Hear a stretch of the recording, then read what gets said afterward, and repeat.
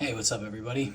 Gabriel here with Wild Whetstones, and today I'm going to do a demonstration of the cutting speed and polishing abilities of this Indonesian bench stone.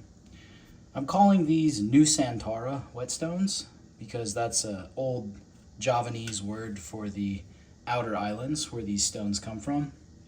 And this stone has generated quite a lot of hype because when you first look at it and check it out, you might almost think it's a Japanese natural whetstone. And the geology is quite similar. It's volcanic and oceanic sediment that's been compacted into a clay matrix with silicates as the primary abrasive, exactly like Japanese whetstones. Now, the islands of Indonesia are a little ways away from Japan, but the way that the mountains were formed is very similar, and so it's quite promising for this new line of natural whetstones. So before I got my hands on a Japanese chef knife, I'm just using what's available. I'm going to try to demonstrate Kasumi polish in one of my next videos, but right now I've got this really nice Bengal razor, and it was pretty rusty when I first got it. It's Solingen steel, and it's held up to quite a lot of abuse. It was very, very rusty, so I sanded it, and there's no bevel present at the moment. So I'm going to show you guys a quick test with setting the bevel and then showing the scratch pattern transition to this fine natural whetstone. So let's get after it. Also, I've got a microscope, so bear with me because I'm going to be able to show you the edge up close, and it's going to be pretty intriguing. So let's take a quick look over here on the microscope station. I took the plastic end cap off. That is something I would definitely recommend if you have one of these microscopes, whether or not you have the one with the screen attached to it or not. It's a good idea to remove that because it allows you to get a much closer image relief. So I sharpened for like maybe 3 minutes earlier just to see how it felt, but then I realized, this would make a great video. So here we are. That is the beginnings of the side of the bevel. And if we flip the razor over and come at it the other way, you'll see the same thing. The edge is just starting to form. You can see that secondary bevel, although it's in very rough condition and it's not fully set. So we're gonna set the bevel with a 1000 grit Chaucera. So I don't want to put excessive wear on that bevel pattern because I really don't want to have to spend a lot of time transitioning the scratch pattern. So instead of using this 600 grit Chaucera, I'm gonna see how much work I can get done just with this 1000 grit.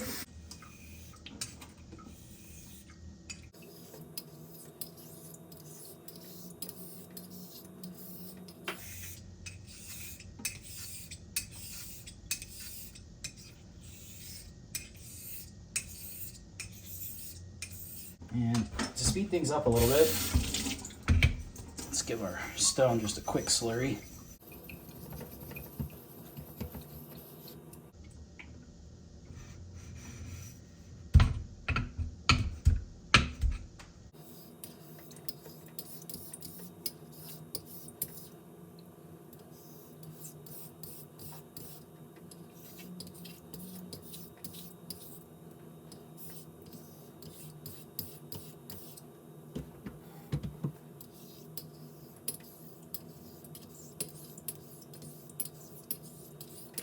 Usually when I'm bevel setting a razor, I go for a positive thumbnail test. I'll show you what that looks like in just a moment.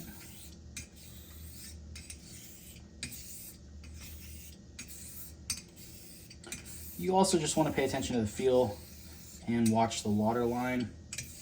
And since this razor's mostly picking up the water and the swarf across the whole blade, it's not terribly far off, so shouldn't take too terribly long to get this bevel set. I did wipe out the previous geometry when I was sanding out the rust.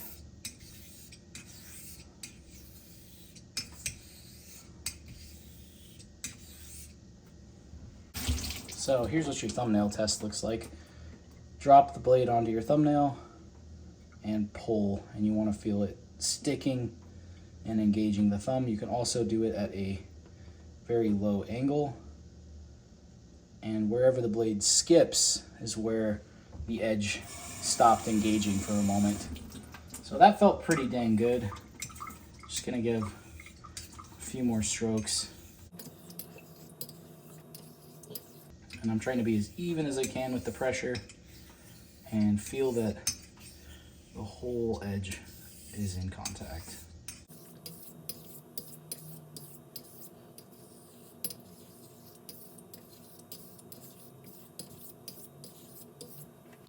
All right, that feels pretty good.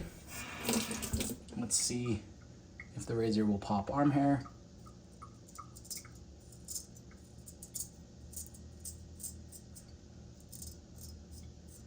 So just going on feel, I could see that down here, the bevel came in, and up here it's still tugging. So we're gonna give it just a little bit more work.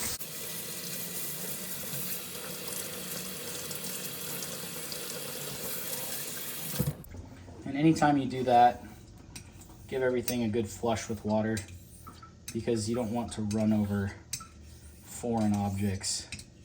It's going to cause your bevel to skip along the stone and create a less than desirable effect.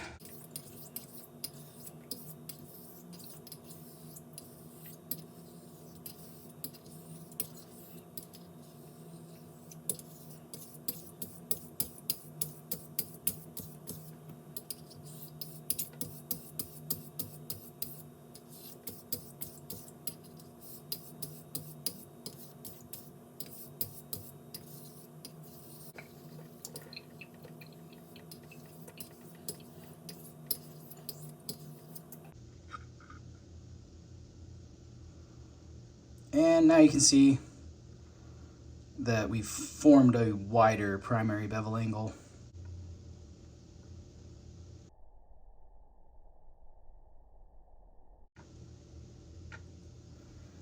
Okay, so there's our 1000 grit scratch pattern. You can see the slight diagonal angle that I was taking my strokes at. And now let's take a look at how quickly our polishing stone can wipe away that scratch pattern. When you're using stones of different size bases, like for example, the Chaucer is on a board, and this 8x3 rectangle is not mounted at the moment, it's very handy to have one of these adjustable sink bridges. You can find them on Amazon for around like $30. Now there's a few ways that you can slurry your base stone. I'm going to use a tomo nagara, which is Japanese fancy word for matching friend stone. So to get our slurry going, I'm going to dress the base stone with this. And you don't want your slurry so watered down that it's completely milky, but you also don't want it so thick and muddy that it catches your edge during sharpening strokes. So evenly across the stone, work up a bit of mud, and be careful with your pressure. The goal is to not break off any chunks of stone, but to give a nice, finely powderized slurry. And these Nusantara stones give slurry fairly easy, which is a nice benefit. I wouldn't put them at the highest range of hardness, but they're definitely hard enough to be a finishing stone. Okay, let's see how quickly we can wipe away that 1000 grit scratch pattern.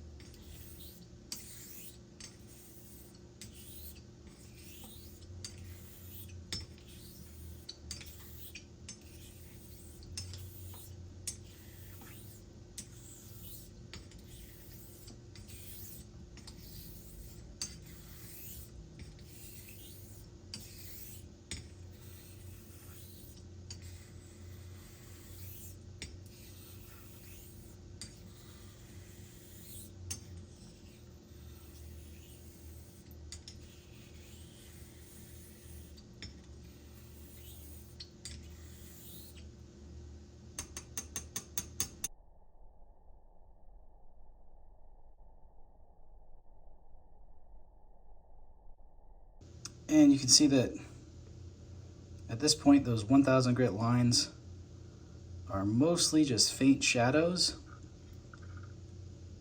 Almost instantly, very, very hazy, kind of sandy appearance to the polish. That's very fast cutting for a natural stone. It's a very, very grit-rich slurry. So at this point, this razor is just about ready to be finished, and for finishing strokes you'll just want to use very light pressure. You can lighten up your slurry and then finish with water. The scratch pattern is transitioned to that hazy sandblasted finish, and let's see if we can just eke a little bit more polish out.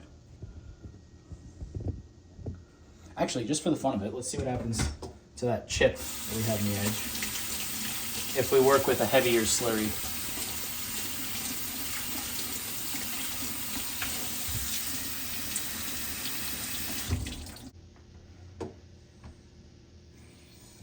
This is definitely more of a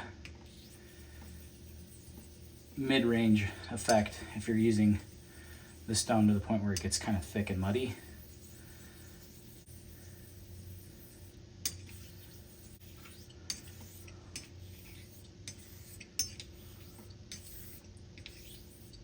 And again, if you've got a defect in your bevel, you really do want to go back to a coarser stone.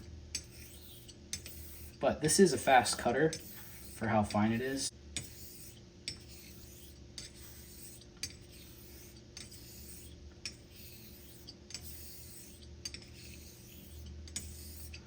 Excellent feedback, silky smooth, and I'm not kidding when I say that this stone really performs like a high-end finisher, but it does not cost as much as one. You can get these for $250 right now on wildwhetstones.com/shop, and the price may go up in the future. Demand is a lot higher than supply at the moment, and every time I post these, they tend to sell out within the first week. So just feeling out that sweet spot. I don't want to make these unobtainable, but I also don't want to price them so low that people don't appreciate the value and performance of a rare stone like this.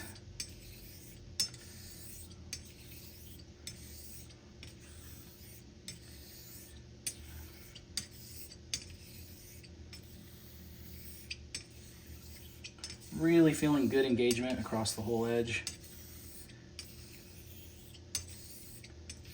And the razor's starting to get pretty sticky on the stone. So that's a really good sign for the level of sharpness that it's at.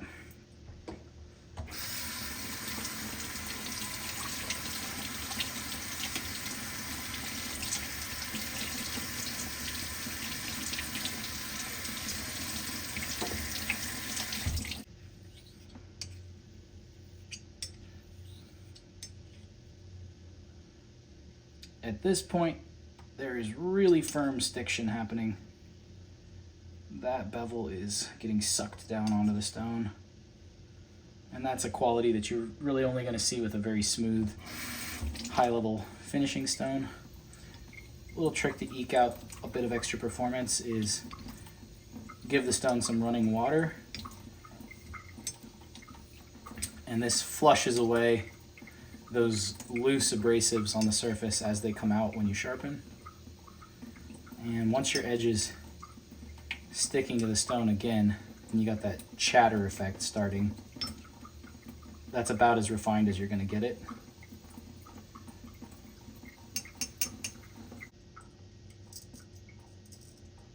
And at this point, it's popping arm hair above the skin.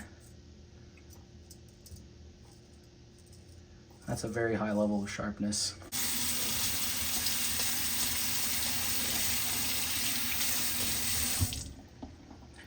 Let's take a quick look at our edge under the microscope.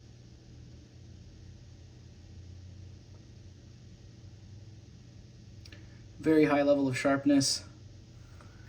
You can see that the valleys left behind from those 1,000 scratches are very, very faint, and there's this darker, smoother quality to the steel showing up now.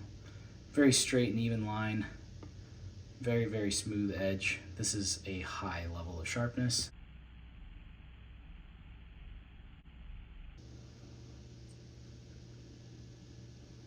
So you can see the scratch pattern is very, very dark. That's a trick of the lighting. It's the bright LED lights reflecting off the steel. You can see most of those 1,000 grit scratches are well behind the edge, mostly wiped out. That's a quick look at how with just a couple rounds of slurry you can take a initially set edge and just bring it to razor sharp. Quite a good level of finish. Show you guys a little bit more hair popping.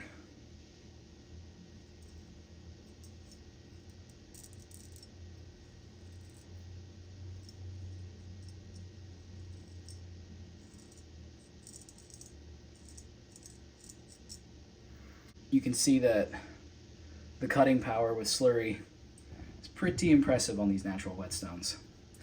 So if you guys like that video, feel free to give us a subscribe and a like. Really helps the YouTube channel out. And I've got my first Japanese chef knife on the way, and I'll be working on demonstrating kasumi polishing, because that's going to be a little bit easier to show than razor bevels under a microscope. Also, the kasumi polish is going to be a good demonstration of the stone's ability to wipe out synthetic scratches and get that kind of hazy distinction on the shinogi line. So we'll get to some knife sharpening next, and hope you guys enjoyed that little demonstration on how quickly you can get a razor to super sharp with one of these natural hones. This is definitely a finishing level stone, and it's got the speed to jump from mid-range to polish. So if you don't have a lot of synthetic stones in your arsenal, you don't really need them if you're doing razors. For knives, you might enjoy some lower grit stones first as you do your shaping and bevel repair. But once you've passed around the 1,000 to 5,000 grit range, it's very, very easy to jump to this stone to clean up. So hope you guys enjoyed the video. And if you've got something you want to see in the next video, let me know down in the comments below. So there's a quick look at cutting and polishing, and be back as soon as I can with some more content for you guys on these new stones. Peace. See you guys in the next video.